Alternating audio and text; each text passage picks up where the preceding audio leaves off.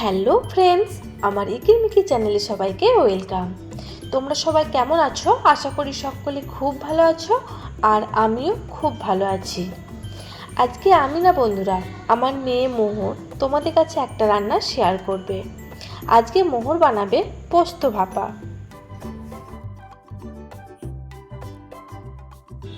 মাঝারি সাইজের 3টে আলু নিয়ে নেওয়া হয়েছে। আলুর খোলাগুলো ছাড়ানো হচ্ছে। পুরো রান্নাটা মোহর তৈরি করবে। তোমাদের দেখার অনুরোধ রইল বন্ধুরা, আর অবশ্যই কমেন্ট করে জানিও রান্নাটা সে কেমন বানিয়েছে।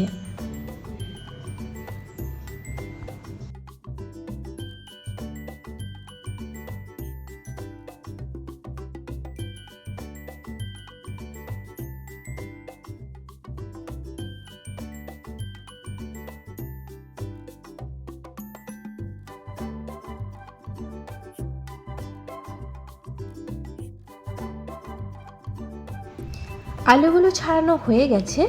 এরপর দেখো একটি পাত্র নিয়ে নিয়েছে। পাত্রের মধ্যে দিয়ে দিচ্ছে জল। জলের মধ্যে আলুগুলোকে ভালো করে ধুয়ে নিচ্ছে। এরপর আলুগুলোকে চাঁচা দিয়ে চেঁচে নিচ্ছে।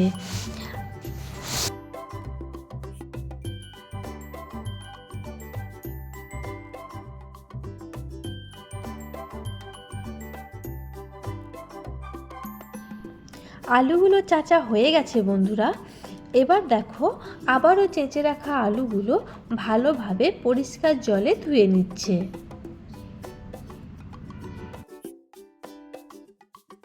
চেঁচে রাখা আলুগুলো পরিষ্কার জলে ধোয়া হয়ে গেছে।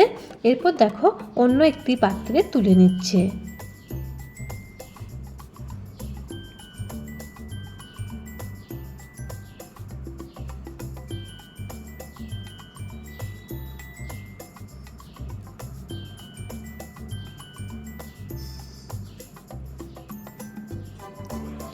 আবারও দেখো দুটো মাঝারি সাইজের পেঁয়াজ নিয়ে নিয়েছে, আর নিয়ে নিয়েছে দুটো কাঁচা লঙ্কা।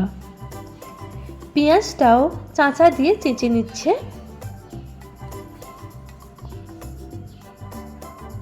আর লঙ্কাগুলো কেটে নিচ্ছে।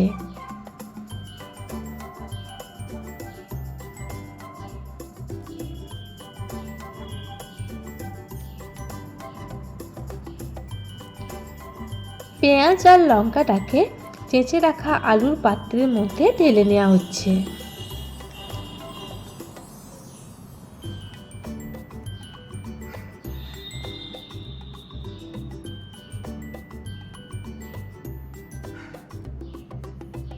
এদিকে দেখো পোস্ত আর শুকনো লঙ্কা পেস্ট করে নিচ্ছে। পোস্ত পেস্ট করা হয়ে গেছে। পেস্ট করা পোস্ত আলুর মধ্যে ঢেলে নেওয়া হলো। এরপর দেখো দেওয়া হচ্ছে পরিমাণ মতো লবণ, আর দেওয়া হবে পরিমাণ মতো তেল। এবার আলু আর পোস্তটাকে ভালো করে ম্যারিনেট করে নেওয়া হচ্ছে।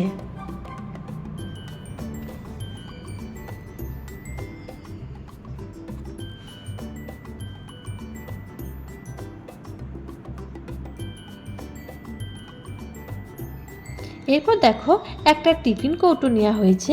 ওই টিফিন কৌটোর মধ্যে ম্যারিনেট করা আলু ঢেলে নেওয়া হচ্ছে।